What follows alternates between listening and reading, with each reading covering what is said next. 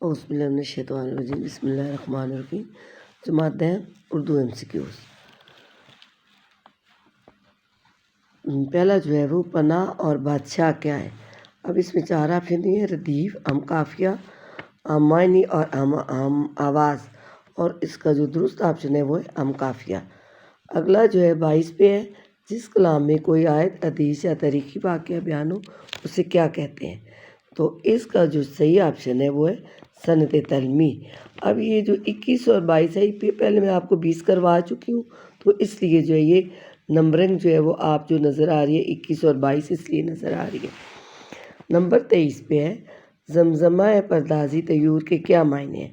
تو اس کا جو درست آپشن ہے وہ ہے پرندوں کا گیت۔ اب آگے جو ہے نمبر 24 پہ ہے: موسم کس کا شاعری مجموعہ ہے؟ اس میں بھی 4 آپشن دیے ہوئے ہیں اور جو صحیح ہے وہ ادا جعفری ہے۔ اس کے بعد ہے 25 پہ: وہ مرکب جس سے سننے والا پورا مطلب سمجھ آئے کیا کہلاتا ہے؟ اب اس کا جو صحیح جواب ہے وہ ہے مرکب تہام۔ اس کے بعد نمبر 26 پہ ہے: بدی کے کیا معنی ہیں؟ اب اس کا جو ہے وہ ہے انوکھا۔ اس کے بعد ہے 27 نمبر پہ: میر بابر علی انیس کہاں پیدا ہوئے؟ تو اس کا جو درست جواب ہے وہ ہے فیض آباد میں ہوئے۔ اب آگے جو ہے وہ ہے نمبر 28: میر انیس کی وجہ شہرت کیا ہے؟ تو اس کا جو صحیح جواب ہے وہ ہے مرثیہ نگاری۔ اس کے بعد نمبر 29 پہ ہے: پاکستان کے قومی ترانے کے خالق کا کیا نام ہے؟ اور اس کا درست جواب ہے حفیظ جالندری۔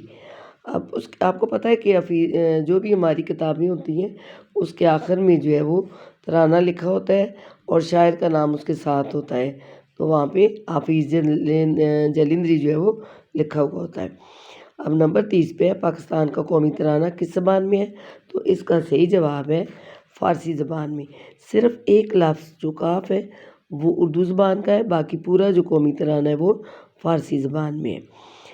اس کے بعد 31 نمبر پر ہے کہ کس شاعر کو فردوسی اسلام کے نام سے یاد کیا جاتا ہے؟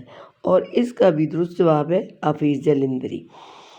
نمبر 32 پہ ہے: کس شاعر کو شاعر مزدور کہا جاتا ہے؟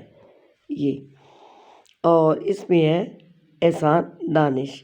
اس کے بعد ہے نمبر 33 پہ: مکتوب نگاری کے کیا معنی ہیں؟ اور اس کا ہے لکھا گیا۔ اس کے بعد نمبر 34 پہ ہے: خطوط کی کتنی اقسام ہیں؟ تو اس کا درست جواب ہے 3 ہے۔ اس کے بعد نمبر 34 پہ ہے: مرزا اسد اللہ خان غالب کہاں پیدا ہوئے؟ تو اس کا صحیح جواب ہے آگرہ میں۔ نمبر 35 پہ ہے: مرکب کی کتنی اقسام ہیں؟ تو مرکب کی 2 اقسام ہیں، ایک مرکب ناقص اور ایک مرکب تہام۔ آگے مرکب ناقص کی بہت سی اقسام ہیں جو میں آئندہ کسی ویڈیو میں آپ کو بتاؤں گی۔ اس کے بعد نمبر 36 پہ ہے: السوڈان میں عازمین حج کی تعداد کتنی تھی؟ السوڈان ایک بحری جہاز تھا جس میں حج کرنے والے لوگ جو ہیں وہ